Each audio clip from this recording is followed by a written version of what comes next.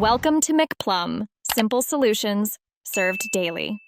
You begin by confirming prerequisites. Check iOS version and free space, then enable trusted profiles so the installer can run. Once done, open Safari and navigate to the distribution page or use the provided manifest link. Tap the install profile and follow prompts. Make sure you grant any required permissions and watch for the configuration profile pop-up.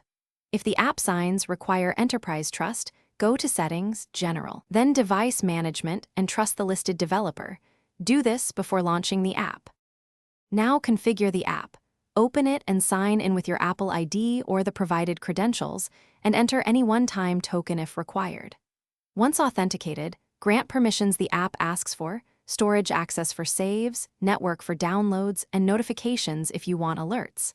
If the app checks signatures, let it complete validation. Make sure your date and time settings are automatic to avoid certificate errors. If validation fails, re-download the signed build or restart the profile installation and retry. Finish by testing core features. Load a game file, verify save states and map controls.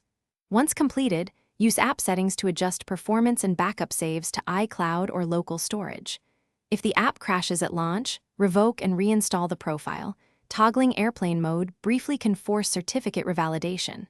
Make sure to retrust the developer profile after any iOS update or when a provisioning profile expires.